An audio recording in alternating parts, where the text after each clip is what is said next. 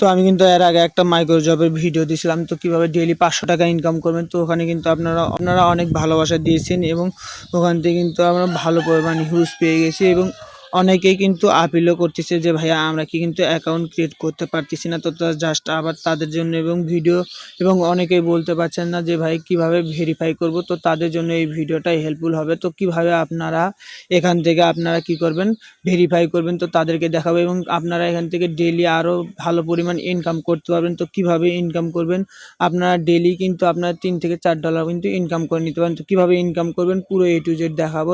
তো কিভাবে ভেরিফাই করবেন, কিভাবে ইনকাম করবেন, ডেইলি করবেন, কিভাবে ভেরিফাই করবেন A to Z দেখাবো। তো সেজন্য আমার ভিডিও ডিসক্রিপশন বক্সে আমার রেফার লিঙ্কটা থাকবে। তো জাস্ট আপনার ওই রেফার লিঙ্কে ক্লিক করে আপনারা কি করবেন, ওয়েবসাইটে প্রবেশ করবেন। তো জাস্ট আমরা ওয়েবসাইটে ক্লিক করে দিচ্ছি।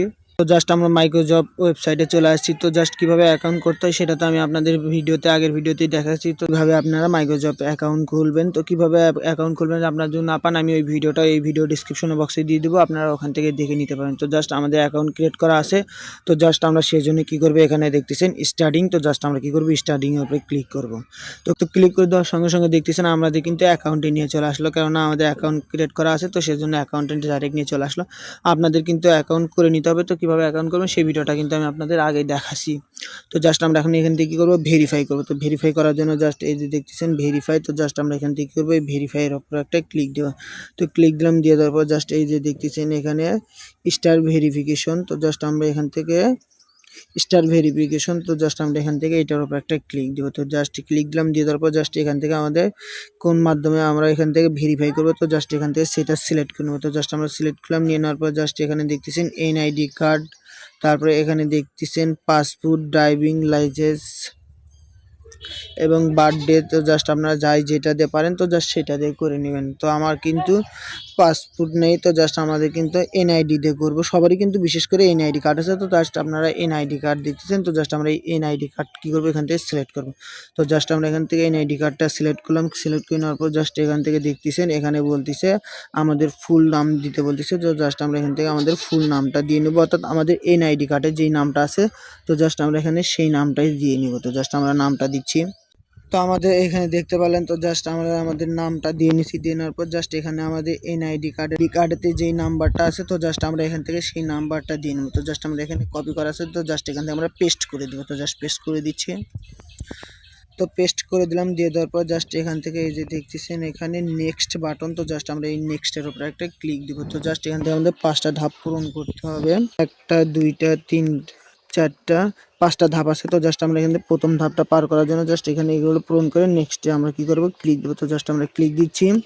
তো দিয়ে দিলাম, দিয়ে দেওয়ার পর জাস্ট এখানে বলতেছে আমাদের এনআইডি কার্ডের কী করতে বলতেছে, ছবি আপলোড করে দিতে বলতেছে। তো জাস্ট এখান থেকে আমরা কী করবো, আমাদের এনআইডি কার্ডের একটা ছবি আপলোড করে দিব। এখানে প্রথম কার্ডের ছবি যেখানে থাকে প্রথম পার্ট আমাদের এখানে একটা আপলোড দিতে বলতেছে। জাস্ট এখান থেকে আপলোড করে দেবো এবং আপনারা চাইলে কিন্তু এখান থেকে ক্যামেরার মাধ্যমে তুলে দিতে পারেন। তো জাস্ট আমাদের আগে থেকে যে ছবি তোলা আছে তো জাস্ট সেই ছবিটা আপলোড করবো, সেই জন্য জাস্ট আপলোডের উপরে একটা ক্লিক দেবো। তো জাস্ট ক্লিক দিচ্ছি।